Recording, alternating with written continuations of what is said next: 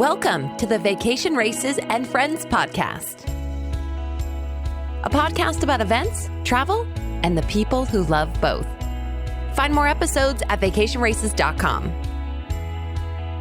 We're talking race guide again, and this time we've got race director Lyle Anderson in-house talking about Lake Powell, one of my favorites. And this year, there's some changes, Lyle, but it makes it even better.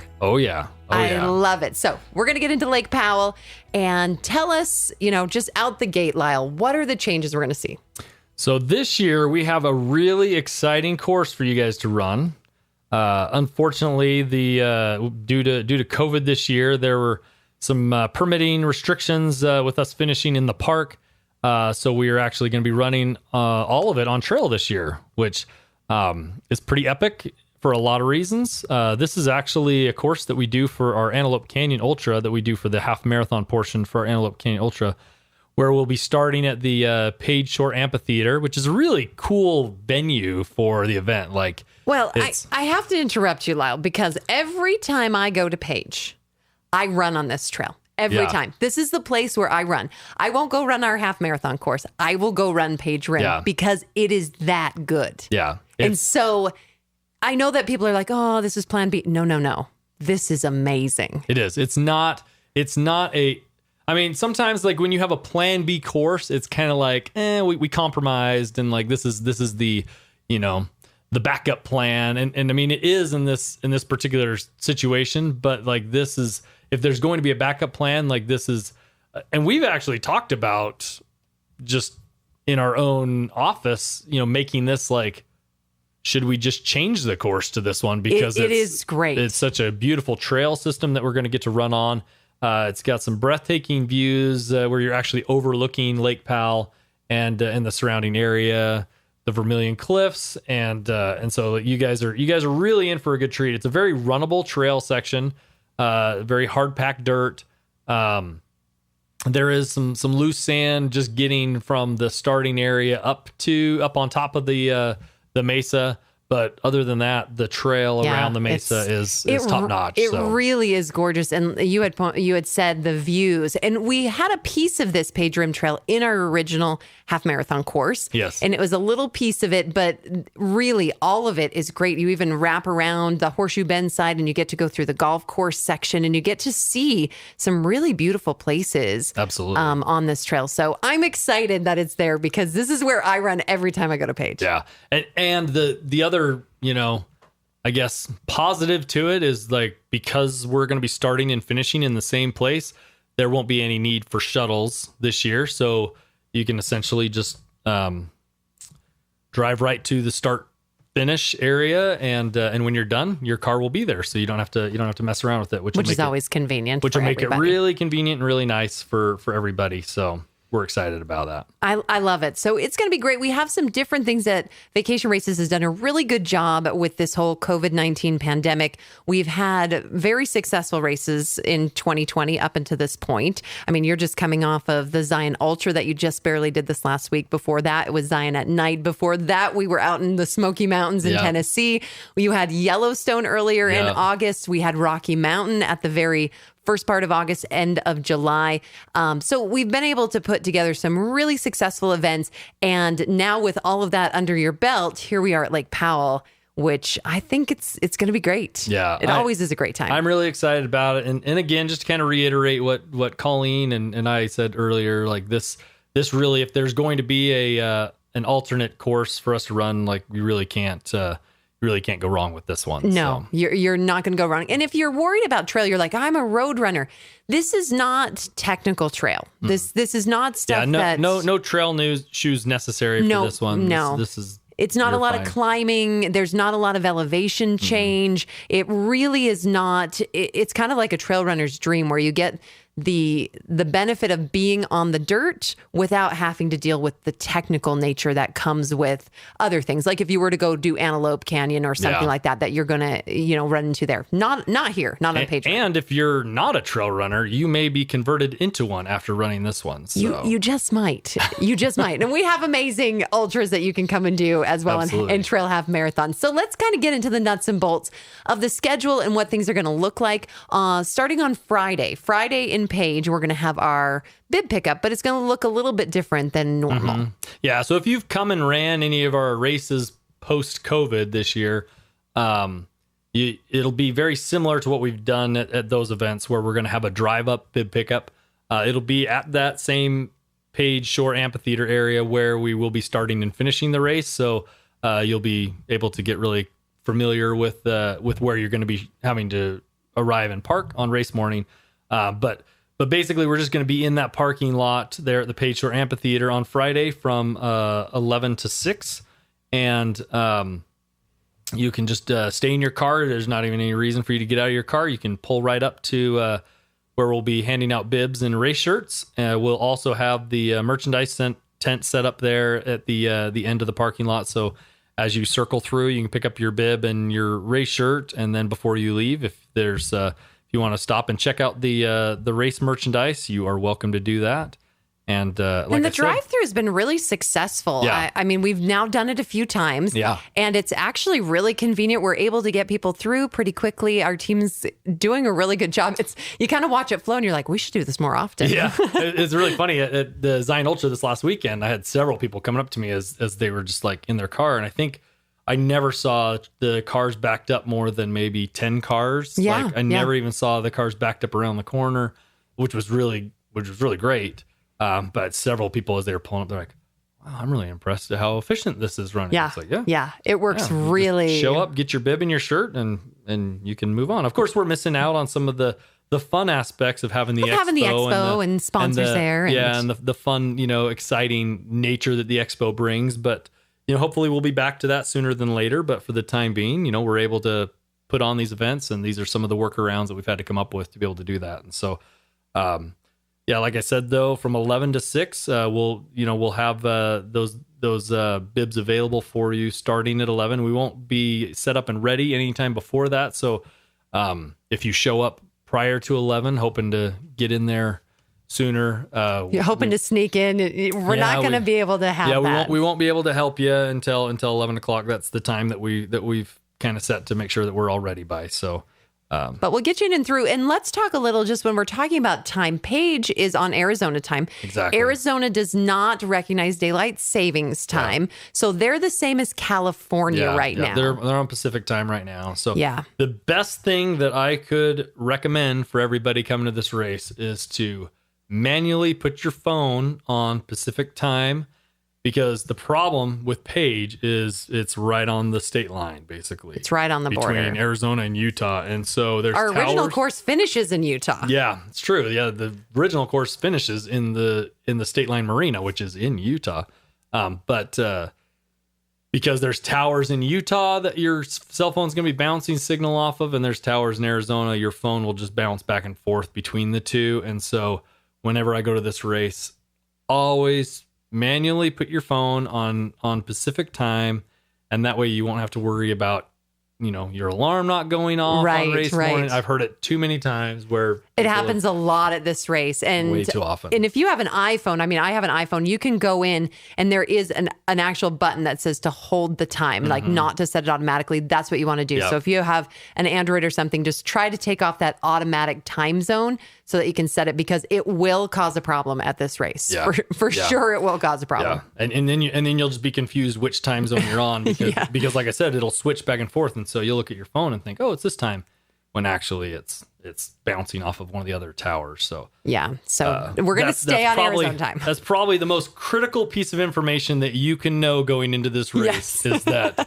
what time zone am I on right now? Yeah, it's important at this race. But we're going to have the drive-through Page Shores Amphitheater where we're going to be. We'll have race merchandise for sale. You'll be able to pick up your hydro pouches, your race shirts. You'll have everything there at the drive-through, so it'll be very convenient. It's open until 6 p.m. that evening, and then race morning, we're going to get ready to go. Yeah, race morning, parking lot will open for the first group of people at 4:30, and if you were not able to get in there on Friday to get your bib, we'll have people there to hand out bibs to those. So the parking's the same as where you came for the drive-through bib pickup. Yep. It's if you've made it to drive-through bib pickup, you're good to go for the rest of the time. Yep. And you kind of mentioned that the first group's parking time.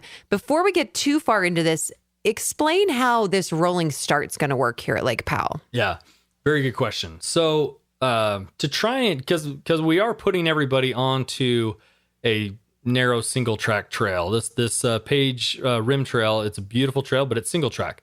So to start everybody, and we're dealing with some challenging times as far as like social distancing and things of that nature. And so we want to make sure that we're spreading everybody out for safety on the trail and comfort, but also for safety and social distancing protocols. And so we're going to be starting based off of your wave time that you allocated when you registered. Your bib's going to have a colored circle on it, a little dot that basically represents which wave you're in, and those waves are based off of your estimated finish time. So we're going to start a group of 50 every 10 minutes and just spread that out starting at 6 a.m. Until about 7:30 a.m. And like I said, those are going to be based off of your finish time. So we'll have a staging area in the parking lot, and we'll be sending out some emails. Between now and next week, you're going to get the race the guide as well, and you're going to see that in the race guide. It's not complicated. Basically, you're going to be given a time to park, a time to get over to the start line, an actual start time, and then you're good to go. Yeah. So if everybody adheres to that, it flows really well. Yeah. So I'm glad that you came back to this, because if you're in one of the later waves, there's really no reason for you to show up at 4:30 because you're just going to be standing around waiting in your car.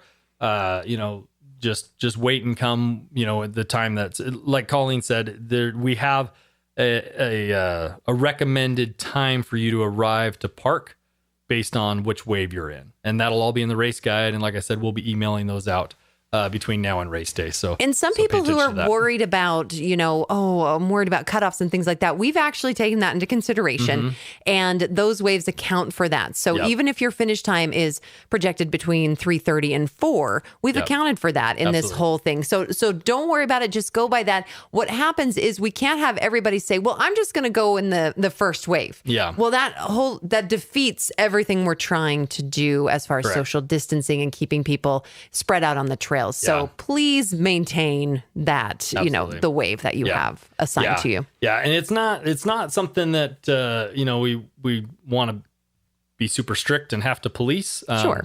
So we're not going to, but like at the same time, it helps everybody if you stick to those. And that's when I assign colors to everybody, like that's what I'm doing, is I'm trying to do it based off of your recommend or your estimated finish time. So even if you're a walker, don't worry about that. You guys start in the second wave, and so it's going to give you extra time because the cutoff times don't start until everyone is actually on the course. So if you're in the earlier waves, that's where we put those finishers who are projected at 3:30 to 4, you're going to be in an earlier wave, so it's going to buy you extra time anyway. So we built that into the whole process. It works nicely when everybody stays where they need to be. Exactly. And like I was saying earlier, we'll have an area designated as a staging area in the lower parking lot. It'll actually be the same area where you pick up your bib on Friday night. And so when you show up on race morning, we'll have you park, and then we're going to have an FM tuner that all of you can tune into to a certain radio station, and we'll be making announcements. Actually, Colleen, I'll be making all your announcements. She'll be making announcements that morning, letting you know when it's time for you to make your way from your car down to the staging area. Because like what we were saying earlier, everybody will have an assigned time that they should plan to show up to park. We'll also be telling you when it's a good time for you to make your way from your car down to the staging area to get ready to make your way over to the starting line. Yeah, so it's great. You can just hang out in your vehicle and listen to the radio until the time comes to when we call you down. So just look for that. We'll have signage up for that to tell you what station you can tune to and everything. So it will be very easy, and actually it's really relaxed. I think the start is really relaxed. It's not something that you feel rushed to do. It's just kind of, And it's chip timed. So it doesn't matter where you start. Exactly. First wave, last wave.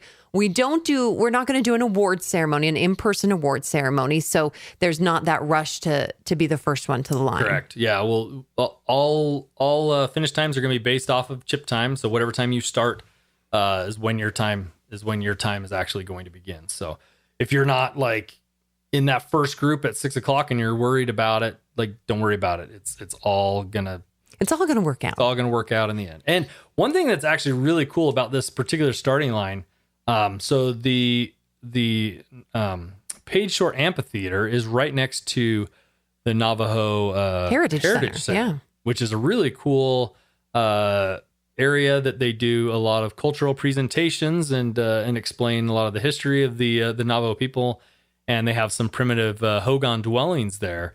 And we're going to be walking you guys from the staging area down to these hogans where we're going to be starting next to. Yeah. So you guys will get to see some of these primitive, awesome. Navajo dwellings, and you'll get to be starting right next to those. That's what you get when we go to Plan B, right? You get even more. Yeah. So it's a really cool staging area for both the start and the finish. The amphitheater itself it's gorgeous. It's pretty epic. So I'm really excited about it.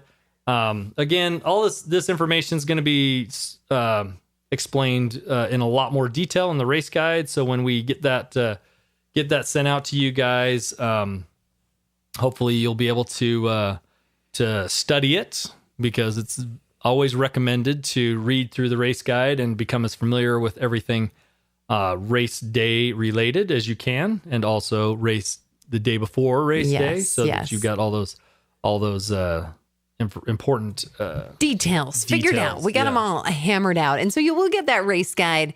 And, before we get into too much of the course and things like that, I think one thing is, if you're new to vacation races, something that's different about vacation races is that we are a cup-free event. And we also try really hard to recycle garbage, and we try really hard. With COVID-19, there's been some things that we've had to change, unfortunately, with that. And so you might see a little more garbage than we like to make than we normally would, but we're still a cup-free race company. Yeah, absolutely. And so you need to have your own hydration pack, or if you didn't purchase a hydro pouch with your registration. Yeah, some sort of way to carry the water at the aid stations. There will not be cups at the aid stations to hand you, so just be aware of that and come prepared to. Yeah.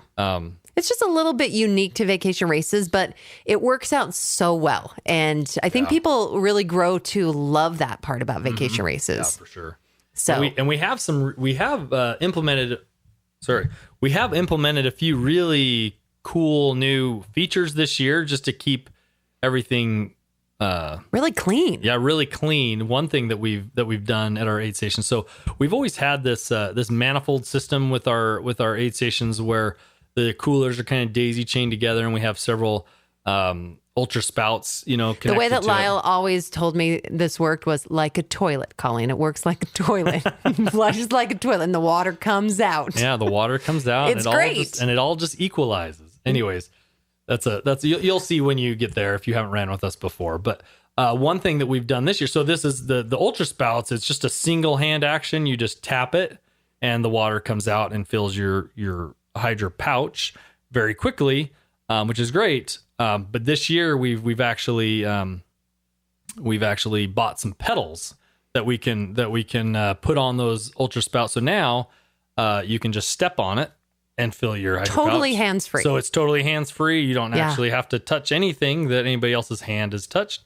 And so our aid station coolers will be equipped with those.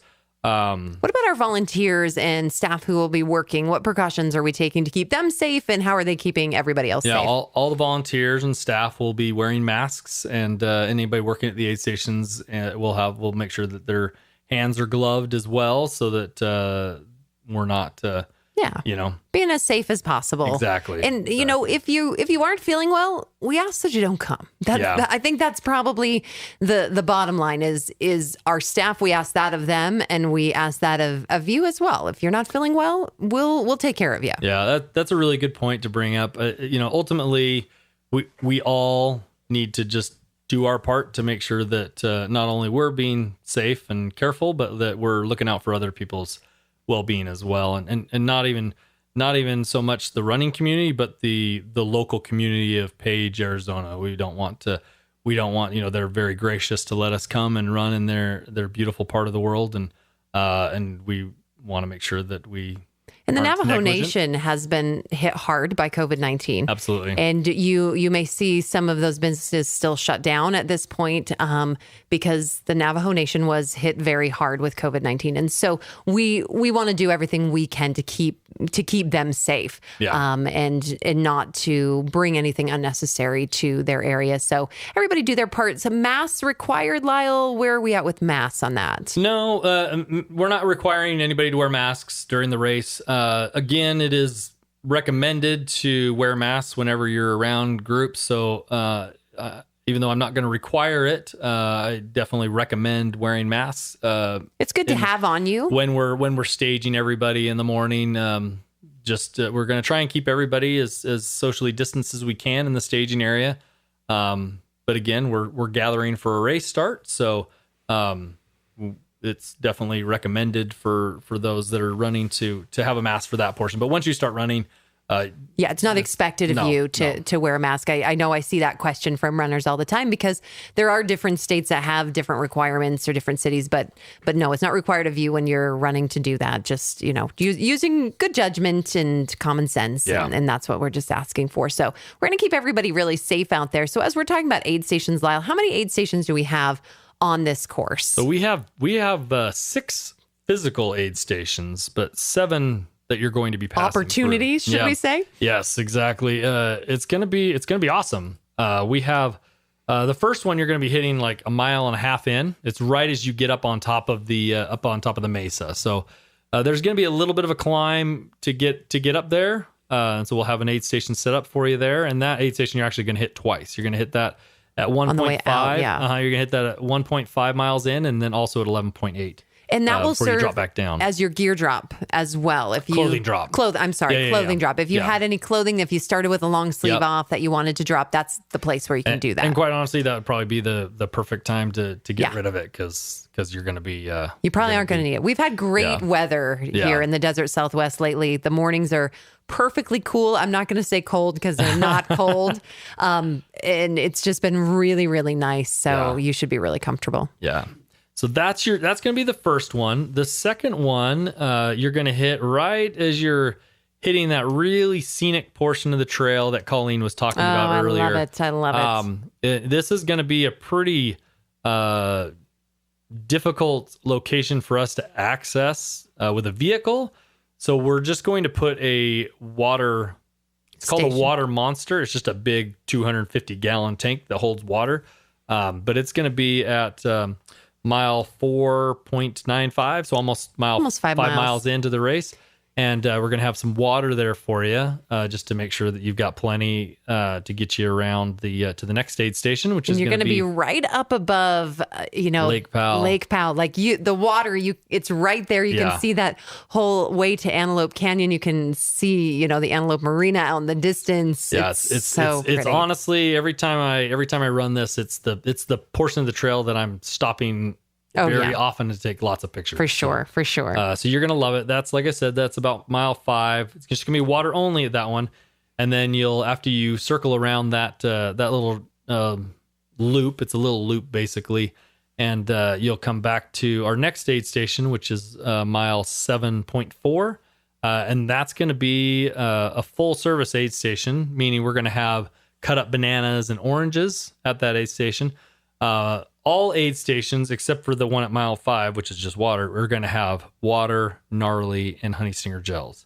This one at 7.4 will have cut up oranges and bananas for you. And this is right before you're going to cross a road. You're above the Glen Canyon Dam. You get a beautiful view of the Glen Canyon Dam and the start of the Grand Canyon.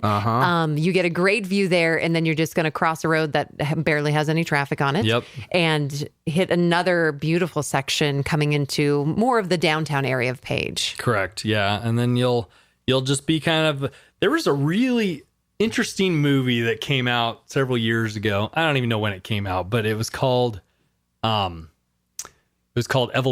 It had what's that guy's name in American Pie? American Pie. Yeah. I Sean know. Michael Scott, I think was his name. Anyways, he was in it. 2001, this film came out. 2001, I'm pulling up my IMDb. See, this is what we can do when we're here. This movie was filmed on this page, this page rim. Yeah, and there's a lot of sections when you watch that movie.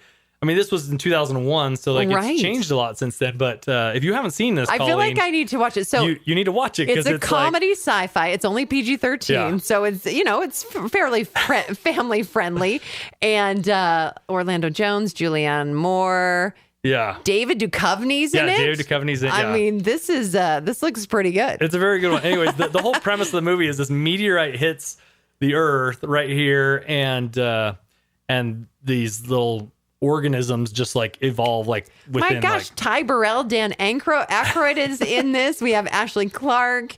There's so many people in this. Yeah, it's a really interesting movie. And these organisms like evolve like within a split second. So they start out as a single cell organism, and then by the end of the movie, it's some like they evolved into like some type of primate, and then from there to this like giant. I don't even know what. I have to look up Rotten Tomatoes because I'm really curious, like what the tomato meter is going to say here on this one. So apparently, it got 43% on Rotten Tomatoes, an audience score of 48. That sounds like a great movie. Yeah. I'm totally in. Yeah, you got to check it out because it's filmed on this page rim trail. So if you're flying here, go and download it so you can watch it on the flight. Yeah, it's awesome. Perfect. It's awesome. And every time I watch it now, I'm just like, hey, we have an aid station set up right there, where because like I said earlier, like we run on this trail for our Antelope Canyon Ultra. Yeah. And in fact, our 100 milers, they run this trail 6 times. Unfortunately, 6 times. As part of the 100 mile. So anyways, it's a really beautiful trail section. Yeah, and so we're going to come back around and get kind of into the downtown more area of the Page area, and kind of the Page rim just kind of circumnavigates all of Page basically. It goes all around the entire city of Page essentially. And then we'll cross another main road before getting into the golf course area. Yep, and right before we do, we're going to have an aid station set up there right at mile 8. And this is actually this aid station is set up right on the edge. It's on the trail, but it's right on the edge of an old parking lot for an old McDonald's. So like you'll see this like old asphalt parking lot where there's nothing there. It's just an asphalt parking lot, and you're wondering, what's this asphalt parking lot? It used to be McDonald's, but they moved McDonald's over by the Walmart. They moved McDonald's, off of the Mesa. It's down by Walmart now off of Highway 89. That's funny. So you'll hit this golf course section, which is another, again, I think every section is just a little bit different from the other one. Yeah. There's a couple of little climbs on the golf course section. Mm-hmm. Nothing, when I say climbs, there's really nothing crazy, but it's just enough that you're like, oh, hey, we got a little bit of bump here. Little bumps. So. When you're doing our ultra, you feel those bumps a little bit more, but you guys will swing around by some nice green grass. It's a little bit cooler in that section too because they water the grass. Yep. And that kind of overlooks the Horseshoe Bend area of Page. Yeah. So.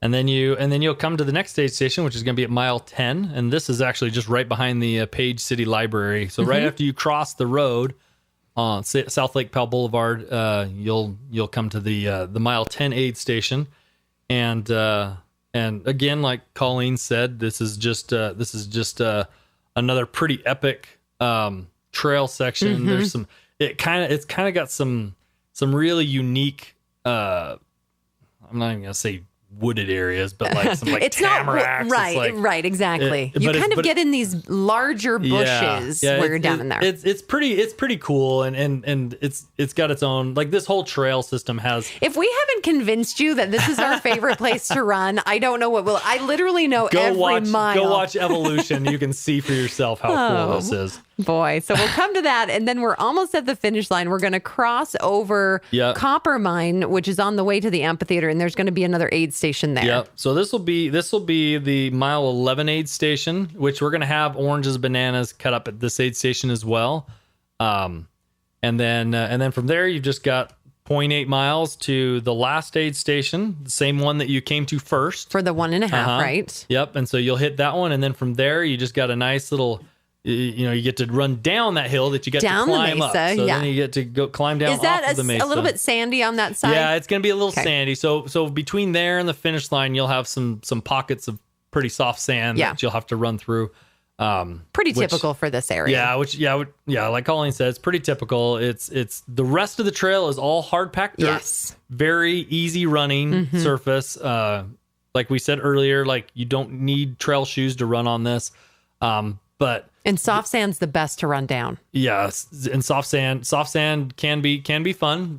Downhill, it can be fun. But do expect it to get in your shoes. It will get in your shoes. And the finish line is also in the amphitheater. There's lots of soft sand there as well. But it's really cool. So as you're coming into the amphitheater, there's this really cool monolith. It's a big giant sandstone rock that's just in the middle of this desert. And there's this little like crevice that kind of runs up through it. And so you'll kind of scramble up through this little crevice into this rock structure. Well, and then as you come through the other side, it opens up into this awesome amphitheater. Well, and when we say amphitheater, this is a natural amphitheater. Yes, yeah. So it's all sandstone rocks. It's really gorgeous. Can get windy in there. We've had experience with that. But hopefully not on race day. Hopefully not on race day. But that's why it was funny. We had one experience where it got really windy at an expo in there. And one of the natives who was there working with us, and I was like, my gosh, is it always windy down there? He looked at me and he's like, it's a natural amphitheater. Of course it's windy in here. That's why the amphitheater is here. So it's beautifully carved. Yeah, there's a really cool, like you'll see when you get there, but there's a really nice stage in this amphitheater. And the reason why is because the city of Page actually at one point was planning to like make this a big like concert venue. Yeah, so they built this stage cool. for bands to come and perform and do different shows and things like that. And so it's a pretty epic finish line. Yeah. I really think you're gonna love every bit of this. Yeah, and you may beg us never to go back to the original course. I know. So. I wouldn't be surprised. I might beg because I love it so much, and we can talk about it. I will be sending out a survey after the race to collect information from you, so you can tell me whether you hated it or you loved it. They can send you the sand from their shoes. You can send me the sand from your shoes. Yeah. Or you can just save it and put it in a jar and be like, "Hey, this is my badge of honor here. All this my sand souvenir. Came out of my shoes." It's great. It really is going to be beautiful, and the course is very straightforward. As far as sometimes people are like, "Am I going to get lost?" You're not going to get lost. No. There's only one trail. Yeah, and it's pretty easy to follow. There are some road crossings, but those are going to be very simple. They're very fast road crossings. There's not a lot of traffic in Page. Yeah, and we actually will have flaggers at each of those road crossings as well. So it's going to be a very safe crossing for you at each of these road crossings. Talk to me about spectators. Like, what's the situation with spectators and what's our expectation there? Okay, so it's a COVID year. So I think it kind of goes without saying, but like spectators really need to we're trying to limit the number of people that are around. So, if we can limit the number of people by limiting spectators being there, especially on this trail, there's really no place for them to be on the trail system. Correct. Yeah. It's a single track trail, even though there's sections where you do cross the road. And I would say, oh, you could go to those crossings. No, don't. Because what's happening is we're going to have flaggers at each of those crossings, but the flaggers are also restricting travel from 2 lanes down to 1 lane. Right. So they only have to handle 1 lane closure. And so there's really nowhere for you to park at these road crossings anyways. And so there's not a good place to spectate on the course. The best place would just be at the start and finish. But the great thing is we use the Race Joy app. We have that we use. And so if the runner has the Race Joy app, as well as the spectator, the runner will start that Race Joy app when they start. And then the spectator will be able to get updates and can even send messages to the runner through that app while they're running. And so you'll know where your runner is, and it's a really unique app that way, and it works really, really well. So download Race Joy before you even get here. It's RACEJOY. Get that downloaded. It's a free app, and you just have to start it as a runner when you start and make sure your spectator has it and they can keep track of you the whole time. So, and if you're doing that, we're going to drop in some fun little messages as well into Race Joy. So if you're using it with headphones while you're running, you're going to hear me interrupt your running and tell you about the area you're running and some of the things about Lake Powell and Glen Canyon. So it's really a fun, interactive thing for spectators and for the runners. Absolutely. So Race Joy app, get that downloaded for you. Yeah, and I think we talked about this earlier about the award ceremony. Right, we're not going to have an actual in-person award ceremony. We are awarding awards, but just not in person. Yeah, and it'll be 5 deep age group, and then we'll have male and female overall. 5 deep in all, and then all age categories are 5 deep as well. Yep. So great. And you're going to get one of those amazing Vacation Races medals that we love to hand out at the finish line. So you will be getting your finisher medals. Yeah. Race merchandise going to be open on race day as well. Megan's going to be there in the parking lot. She'll be in the same place she was on Friday. So we're not going to move her. So wherever you see her on Friday, when you come to pick up your bib and your race shirt, she'll be set up in the same place on race day as well. So if you see something on Friday when you're picking up your bib and we're kind of unsure whether you want to get it, don't worry. She'll be back there. She'll be back there on Saturday, and so you can. That's perfect. You have another chance. That's perfect. Stop and grab something. So we've talked about aid stations. We've talked about how much we love this course. We're going to have volunteers out there helping you. How about pacers? Do we have pacers for this one? Yep, we'll have pacers, and the way the pacers are going to work is they're just going to basically be assigned to your wave. A wave, okay. Just like they would normally, but they just won't be starting until you start. Because the wave is your projected finish time. So we're going to put the pacer that is going for that projected finish time. Yep. So should be really your pacer easy. will basically be with you in the staging area, and so it'll actually flow really well because you'll just kind of hang out with your pacer at the beginning before you even begin the race. So. And there's plenty of parking. Your Siri is talking to you. Yeah. She must think that we're calling her. She thought I said something. So there's plenty of parking at Page Shores Amphitheater. Plenty of room there. There's not going to be an issue there. Anything else? What else can you think of that's important to know on this one? So we talked about clothing drop at that first aid station. The only other thing that kind of along those same lines would be gear check. So typically at the beginning of all of our races, we'll have gear check available for you to if it's cold, which I don't foresee it being very cold on race quite morning, mild. but if it's cold and you're wearing a jacket or a long sleeve shirt just to keep warm before the race, we'll have gear check available there where you can leave it and collect it at the finish. Although with us starting and finishing in the same area, I would recommend just leaving it in your car. Sure. That's the easiest It's just thing so to easy do. to do that. Yeah. You always want to be careful with gear check, like leaving anything valuable in there anyways. So if there's anything that, a jacket or something you have that's really nice, like it's always recommend just leave it in your car. I mean, loop courses are so nice for that reason right there. Is you can have all your stuff right there and you can stay in your car as long as you want. Right, because we'll have the transmitter that you'll be able to hear everything that I'm saying through the microphone from your vehicle. So it makes it really convenient for you guys. So great. So it's gonna be great. We're looking forward to hosting everybody in Page. Why don't we talk about some of the things about Page, things to do around that area if people are coming to visit, club hikes, trifecta activities that we have for this one, because it is such a gorgeous area and so many things close by. What do you know of that's closed? Is there anything with COVID-19 that's closed? So the dam tour that's usually part of our trifecta is not going to be available this year. And so because of that, we have swapped out the dam tour with the observation hike. And so there's a really cool observation point that just overlooks the dam there. That's really, really cool. It's a short little hike, but it's a really cool scenic great addition to the trifecta. And so the trifecta is 3 activities that are really easy to accomplish that you can do easily with kids and family.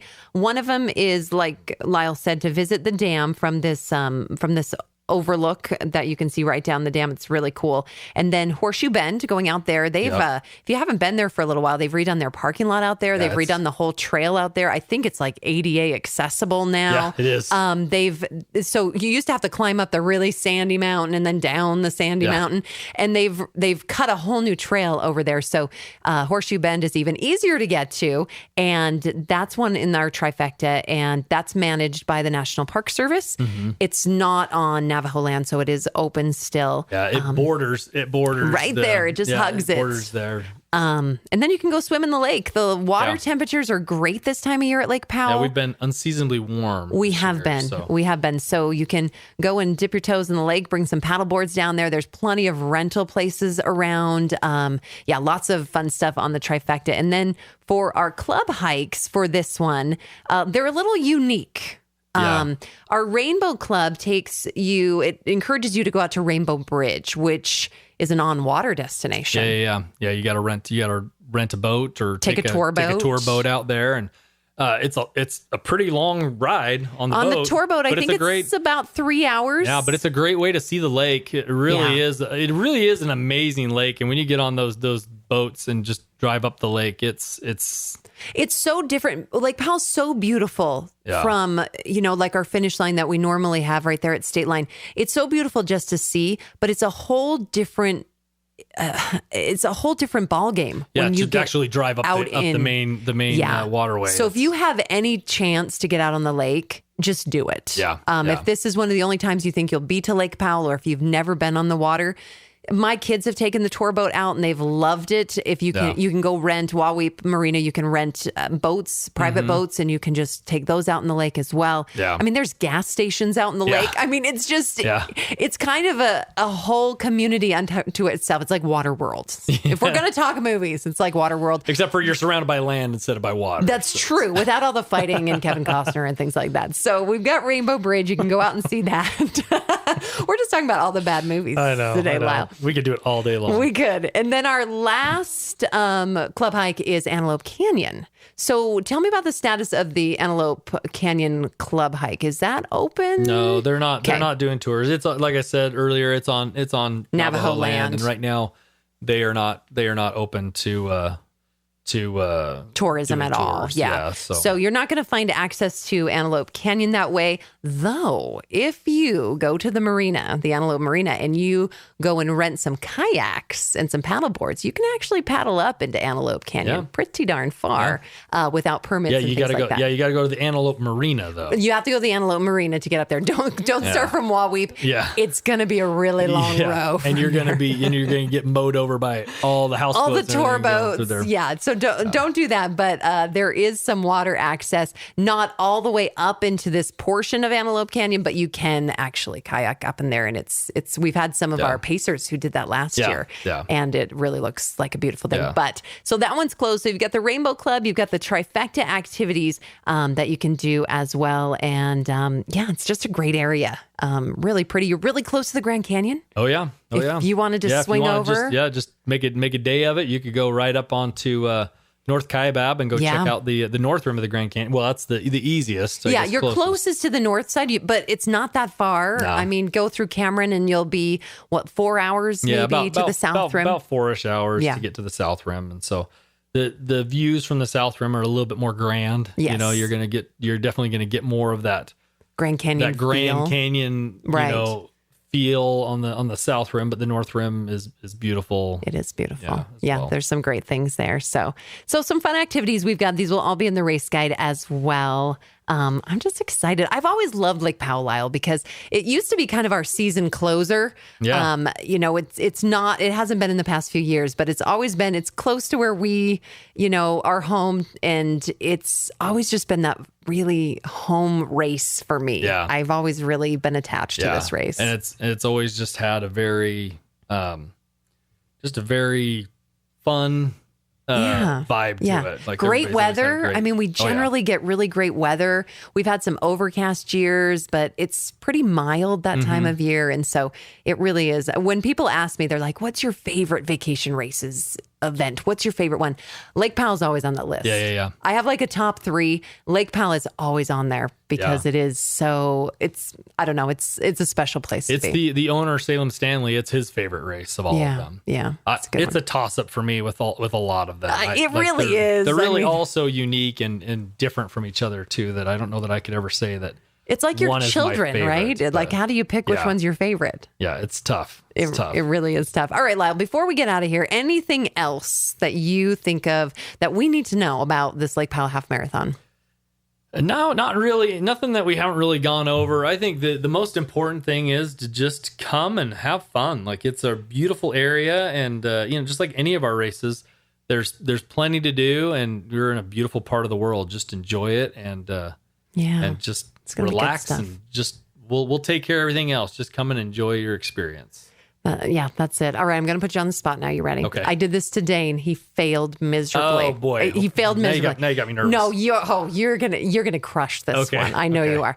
All right, we need a joke to go out with. A joke? A joke. Oh boy. Come on, Put me Lyle. on the spot. I know you can come up with a terrible here's the problem joke. with jokes and me is like I only remember those the bad ones that I shouldn't remember. Oh, you mean the inappropriate ones? Yeah, those are the only ones that pop in. But okay, I do have one. Okay, all right. This is one that it took Dane at least 30 minutes. We had to edit out all this time. No, this is one that I've stolen from Katie Hippert, who works in our marketing department. That girl, she's my favorite.